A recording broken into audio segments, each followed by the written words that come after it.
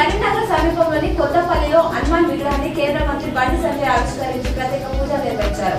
అంబేద్కర్ విగ్రహానికి పూలమాల వేసి నివాళులర్పించారు. మీడియాతో మాట్లాడుతూ మావోయిస్టులను కాంగ్రెస్ నిషేధించిందన్నారు. కాంగ్రెస్, బీజేపీ, టీడీపీ సహా ఎంతో మంది నాయకులను మందు పాత్రలు పెట్టి నక్సల్స్ చంపారని తెలిపారు.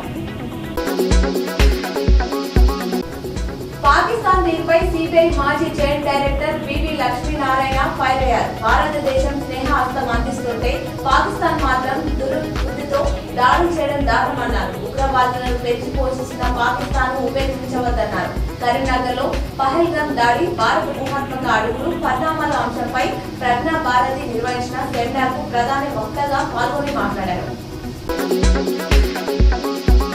జగిత్యాల జిల్లా కొరుట్ల పట్టణంలోని వ్యవసాయ మార్కెట్ కమిటీ కార్యాలయంలో నూతన చైర్మన్ ఛాంబర్ ప్రారంభించి అనంతరం అనారోగ్య సమస్య వల్ల ఆర్థిక ఇబ్బందులు పాల్గొన్న పేద మధ్యతరగతి ప్రజలను తెలంగాణ రాష్ట్ర ప్రభుత్వ ముఖ్యమంత్రి సాయనిధి సీఎంఆర్ఎఫ్ ద్వారా ఆదుకుంటుందని కొరుట్ల నియోజకవర్గ కాంగ్రెస్ పార్టీ ఇన్ఛార్జ్ జువాడి నరసింహారావు అన్నారు.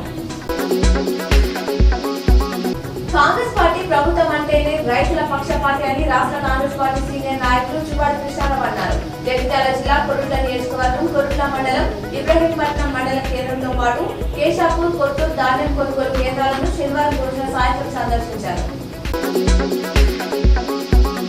ఆర్థిక కారణాలతో తాము ఇబ్బంది పడుతున్నామని, తమను ఆదుకోవాలని, ఆర్థిక సాయం అందించాలని కలెక్టర్కు ప్రజావాణిలో తంగరపల్లి మండలం రామచంద్రపురం గ్రామానికి చెందిన దాతరి మల్లవ, కోనరావుపేట మండలం కొల్లనూరు గ్రామానికి చెందిన కుమ్మరికుంట కలవలి, వీరపల్లి మండలం దర్శనపల్లి గ్రామానికి చెందిన సింగం నర్సయ్య విన్నవించారు. కేంద్ర ప్రభుత్వం ఇటీవల తీసుకొచ్చిన వక్ఫ్ బోర్డు సవరణ చట్టానికి వ్యతిరేకంగా కరీంనగర్ లో ముస్లింలు భారీ ర్యాలీ నిర్వహించారు. కలెక్టరేట్ ముందు ధర్నా నిర్వహించారు.